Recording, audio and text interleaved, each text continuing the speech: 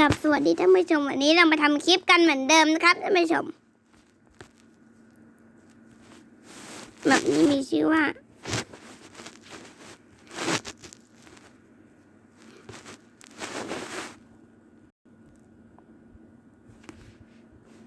นูบเทรน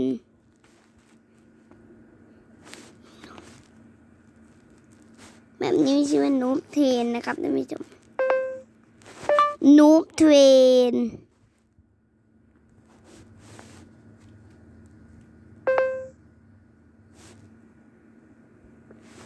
ลงมาจากน้ำรถไฟกัน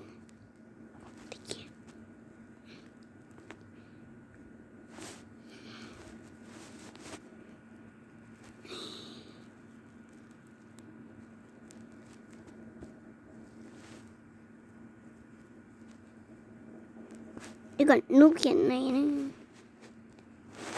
นูบ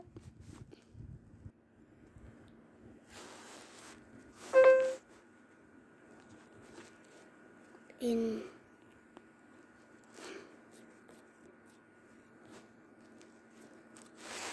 น่าเป็น N O N นะ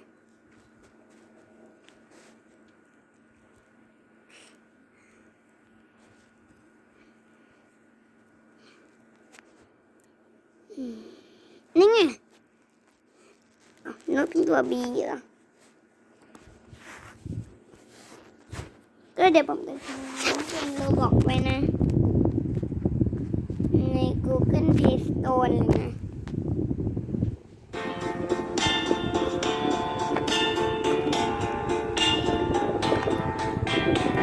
กี่ชาติเนี่ยก่อนเป็นชาตินานๆกว่า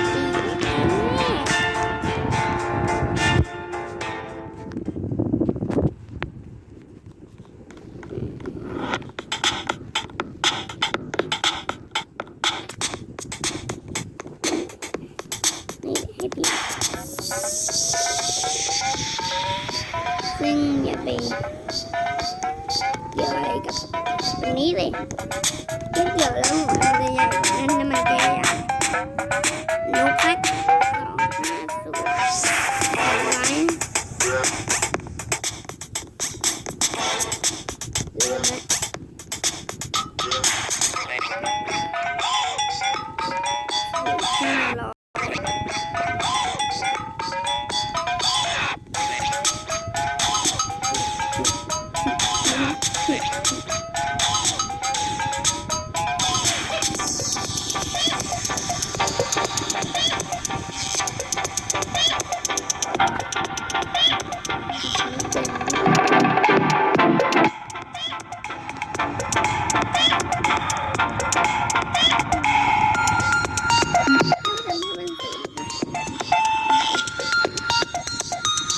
เดินไม่ได้เลย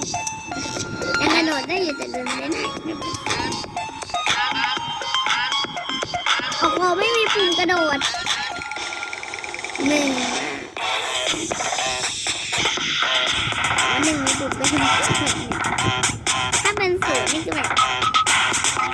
ไม่มีปุ่มกระโดดเลยแต่ปุ่มเดินมีแต่เดินไม่ได้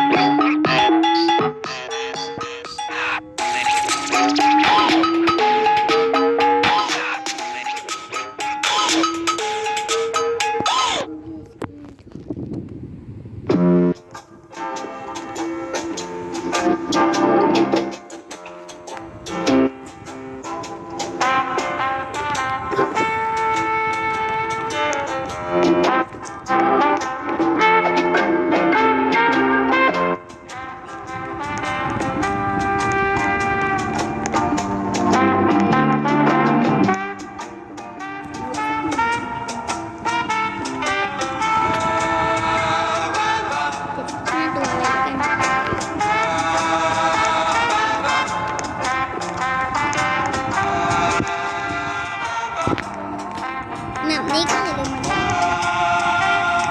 ซึ่งเกี่ยวกับ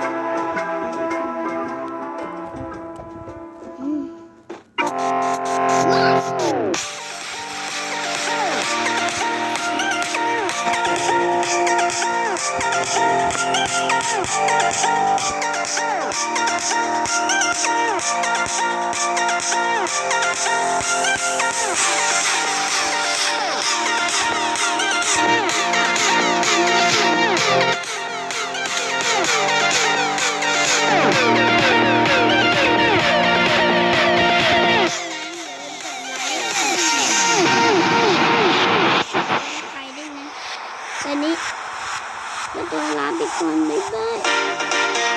จุ๊บ